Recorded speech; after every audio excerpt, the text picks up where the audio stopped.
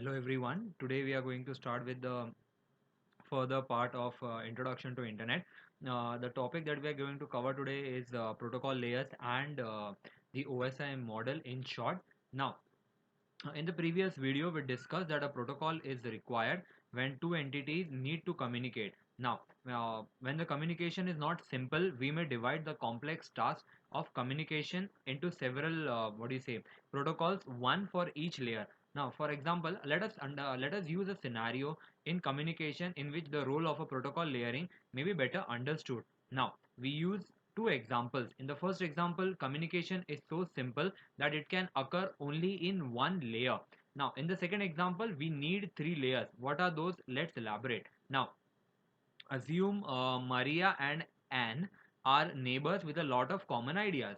However, Maria speaks only Spanish and Anne speaks only English.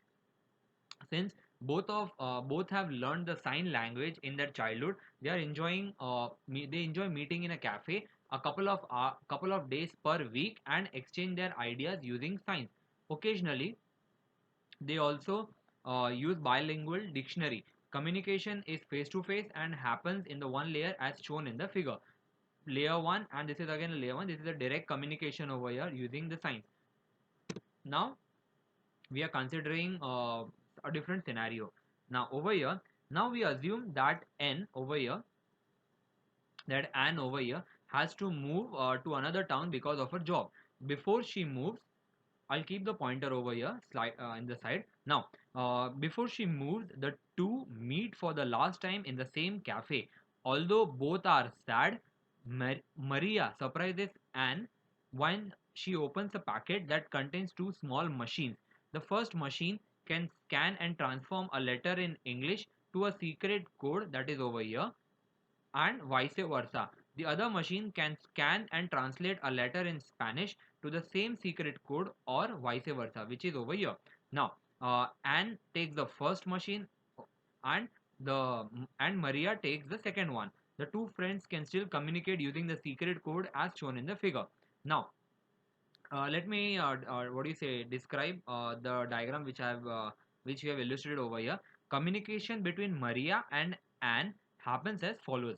At the third layer, Maria writes a letter in Spanish, the letter she is comfortable with. She then uses the translator machine that scans the letter and creates a letter in the secret code.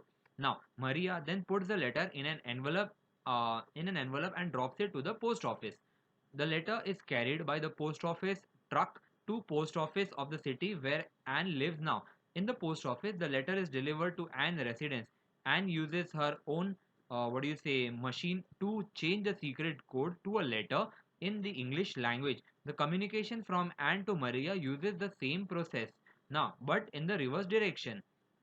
The communication in both the direction is carried in the secret code, a language that neither Maria nor N understands, but through the layered communication they can exchange the ideas. So, hierarchy. What do we mean by that?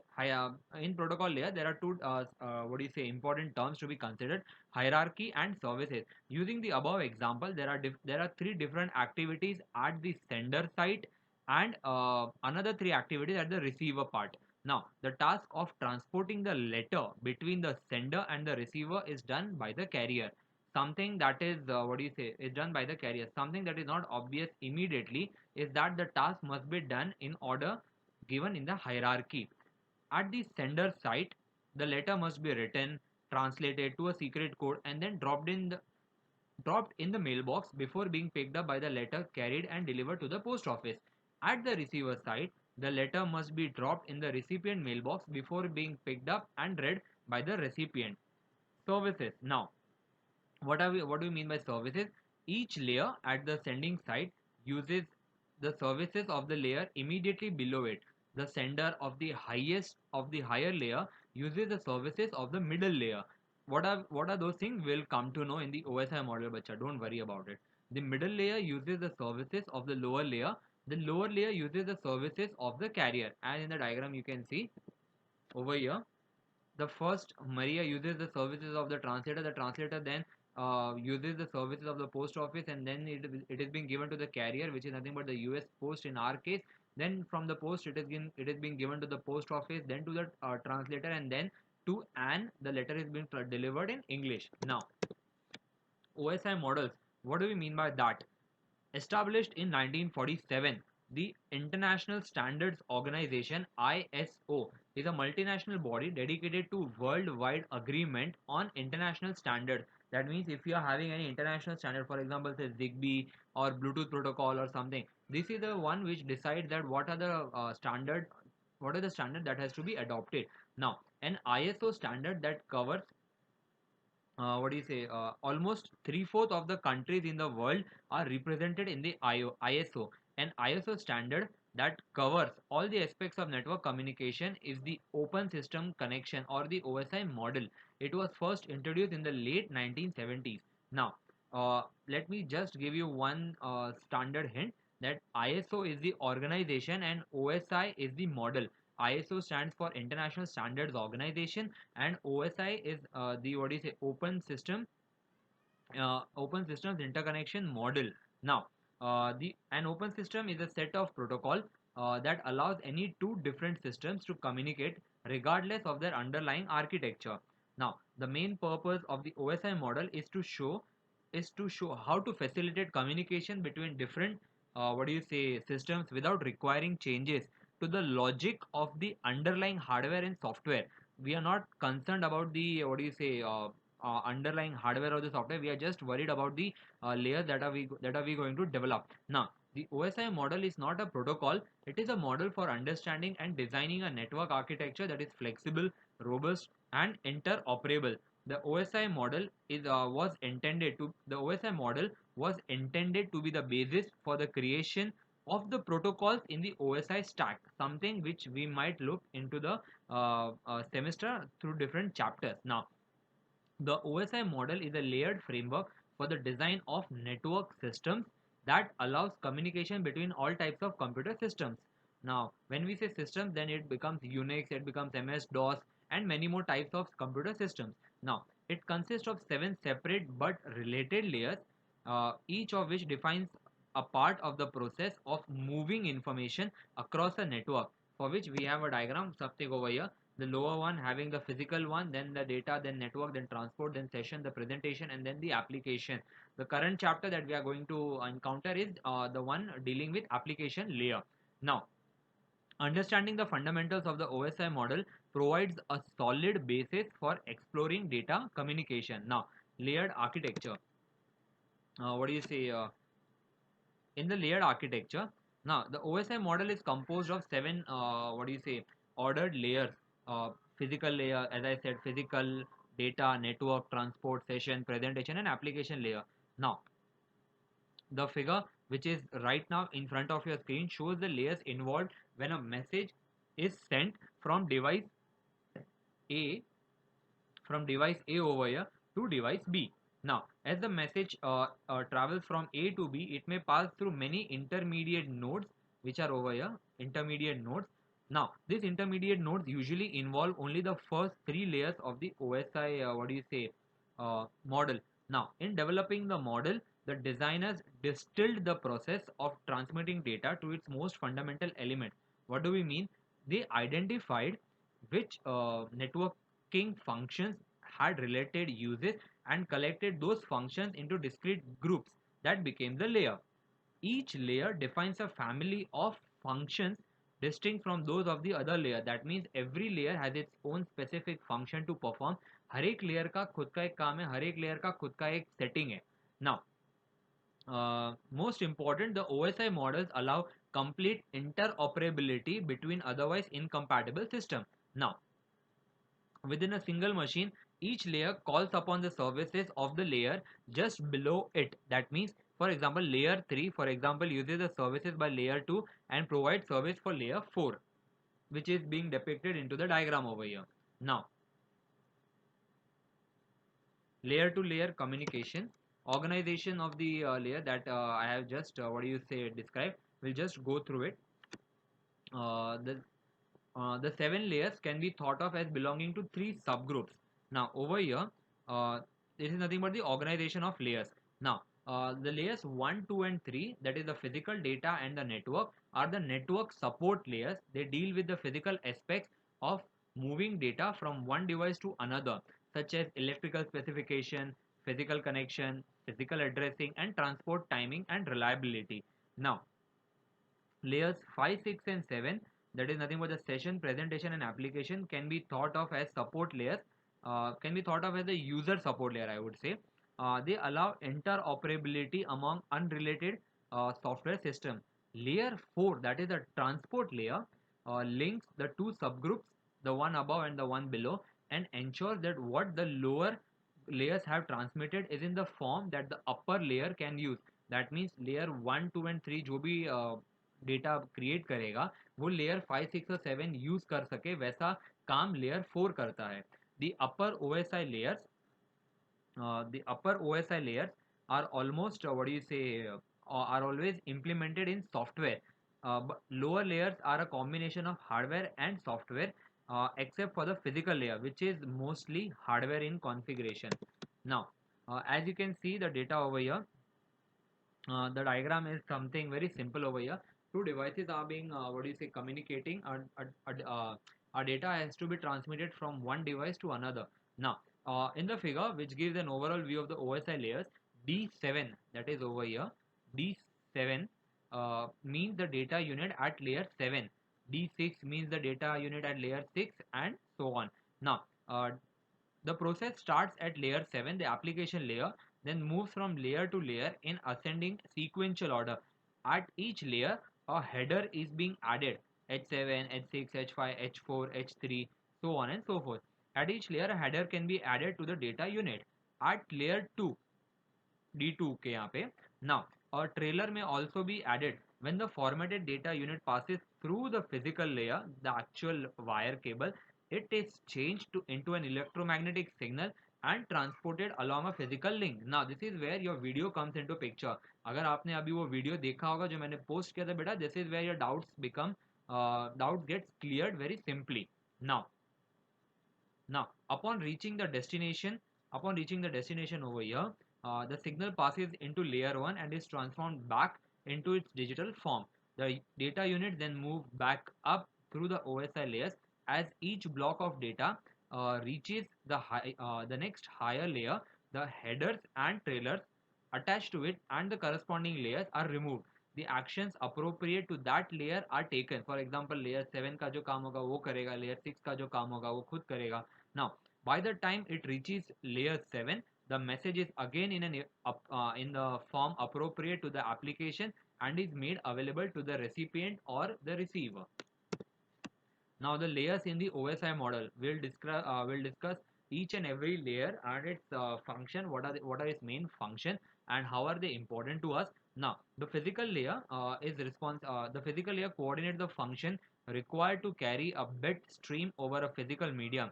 It deals what do you say with the mechanical and electrical specification of the interface and the transmission media.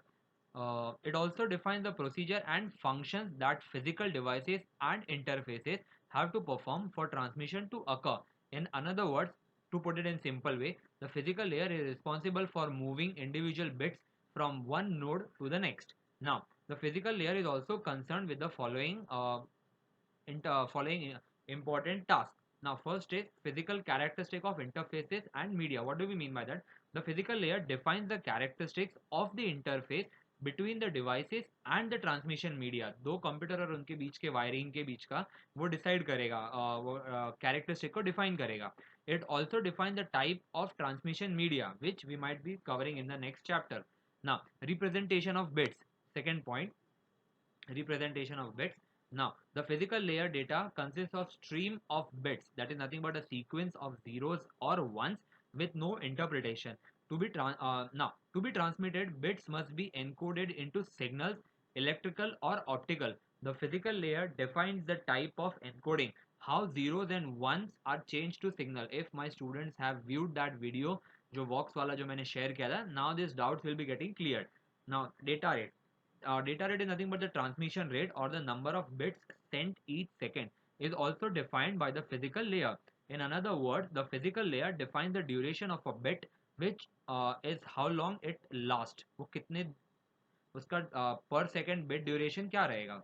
Synchronization of bits. The sender and the receiver must not only use the same bit rate but also be synchronized at a bit level. In another word, the sender and the receiver's clock must be synchronized. I won't be going very much detail into this. It's very much but obvious that both of them should have the same what do you say, type of input and output connection, so that it becomes easier for them to synchronize the data which is coming. Line configuration. This is where something important starts. The physical layer is concerned with the connection of devices to the media. In a point to point, there are two types, in point to point and multi point. In a point to point configuration, two devices are connected together through a dedicated link. In a multi point configuration, a link is shared between several devices. Now, physical topology. The physical topology can be divided into mesh, star, ring, or bus. Now, the physical layer also defines, the topology. The physical topology defines how devices are connected to make a network. Devices can be connected using a mesh topology. Mesh topology means every device is connected to the another device. A star topology. Star topology means devices are connected through a central device. A ring topology, each device is connected to the next forming a ring.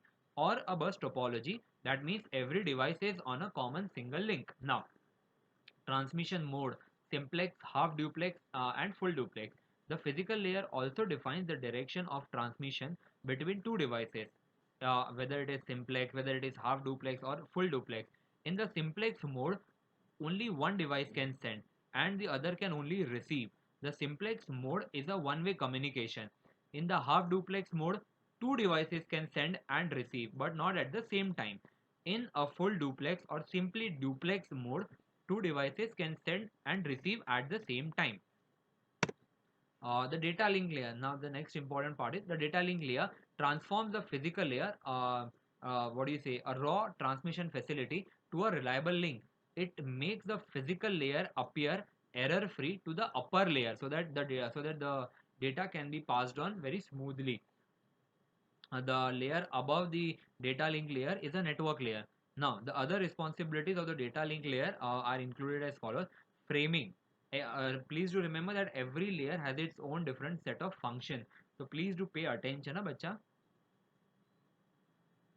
Framing. The data link layer divides, the first point is over here, framing. What do we mean by framing? Framing means the data link layer divides the stream of bits received from the network layer into manageable data units called frames.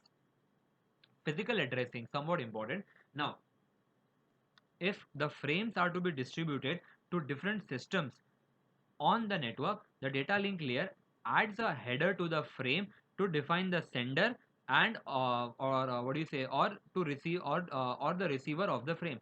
जब मेरे बच्चों ने वो video देखा होगा तब उसमें वो हेडर वाला पार्ट बताया था. हेडर मीन्स तो the data is where it should be headed, उस डेटा को कहाँ पे भेजना है या फिर वो कहाँ से आया है. If the frame is intended for a system outside the sender's network, the receiver address is the address of the connecting device that connects the network to the next one. Flow control. If the rate at which the data is absorbed by the receiver is less than the rate produced at the sender, the data link layer imposes a flow control mechanism to prevent overwhelming the receiver. Quite simple enough. Error control. The data link layer adds reliability to the physical layer by adding mechanism to detect and retransmit damaged or lost frames.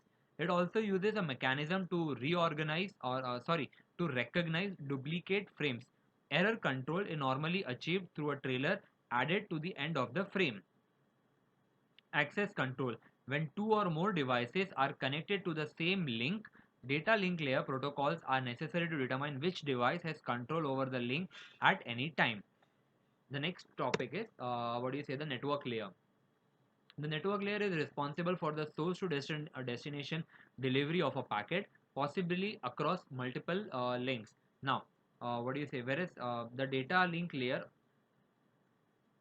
what do you say? Let us compare. The data link layer oversees the delivery of the packet between two systems on the same network. The network layer ensures that each packet from its point of origin to its final destination is transmitted. Now, if two systems are connected to the same link, there is usually no need for a network layer. However, if the two systems are attached to different networks or different links with connecting devices between the networks, there is often a need for the network layer to accomplish source to destination delivery.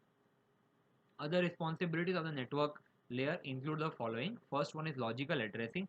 What do we mean by logical addressing? Let's see. The physical addressing implemented by the data link layer, the one which was there before, the physical addressing by the implemented by the data link layer handles the addressing problem locally. Now, if a packet passes the network boundary, we need another addressing system to help distinguish the source and destination. अगर अपना packet area से बाहर चला गया तो उसे source और destination define उसके ऊपर लिखने के लिए हमारा नेटवर्क लेयर काम करता है. The network layer adds a header to the packet coming from the upper layer. Among other things, includes the logical address of the sender and the receiver. Second point is routing. Now, when independent networks or links are connected together to create internetworks or network of networks, in another word, internetwork of a large network, the connecting devices called routers or switches, the connecting devices which are also called as routers or switches route or switch the packets to their final destination. So let me read the entire statement again, or I would say, let me phrase it. When independent networks or links are connected together to create internetwork of a large network, the connecting devices route or switch the packets to their final destination. One of the functions of the network layer is to provide this mechanism. Transport layer. The transport layer is responsible for process to process delivery of the entire message. A process is an application program running on the host, whereas the network layer oversees the source to destination delivery of the individual packet. It does not recognize any relationship between those packets. It treats each one independently as though each piece belonged to a separate message, whether or not it does. The transport layer, on the other hand, ensures the whole message arrives intact and in order. मतलब ये हमारे सरदार पटेल जी जैसा काम करता है. It just combines all the packets that are being arrived. Now, service point addressing. Some of the important what do you say functions of or other words or responsibilities of the transport layer are as follows. Service point addressing, somewhat important. थोड़ा deep में जाऊंगा, बच्चा ध्यान देना. Computers often run several programs at the same time. For this reason, source to destination delivery means delivery not only from one computer to the next, but also from a specific running program on one computer to a specific running program on the other. The transport layer header must therefore include a type of address called service point address or the port address. The network layer gets each packet to the correct computer. The transport layer gets the entire message to the correct process on that computer. This is the basic differentiation between them. Segmentation and reassembly. A message is divided into what do you say? Segmentation and reassembly. A message is divided into transmittable segments with each segment containing a sequence number. These numbers enable the transport layer to reassemble the message correctly upon arriving at the destination and to identify and replace packets that were lost in transmission. Connection control. The transport layer can be either connectionless or connection oriented. A connectionless transport layer treats each segment as an independent packet and delivers it to the transport layer at the destination machine. Now, a connection oriented transport layer makes a connection with the transport layer at the destination machine before first delivering the packets. After all the data are transferred, the connection is terminated. Flow control. Now, like the data link layer, the transport layer is responsible for flow control. However, flow control at this layer is performed end to end rather than across a single link. Error control. Now, like the data link layer, the transport layer is responsible for error control. But however, error control at this layer is performed process to process rather than across a single link. In the initial one, it was just from source to destination, I would say point to point. This time it is from process to process. The sending transport layer Make sure that the entire message arrives at the receiving transport layer without error. That means without damage, without loss, or without duplication. Error correction is usually achieved through retransmission. The next one is session layer. Quite simple, smooth layer. The services provided by the first four layers, that is nothing but the physical, data, network, and transport, are not sufficient for some processes. The session layer the session layer is a network dialog controller. It establishes, maintains and synchronizes the interactions between the communicating systems. Some specific responsibilities of the session layer include the following. The first one is dialog control. The session layers allow two systems to enter into a dialogue.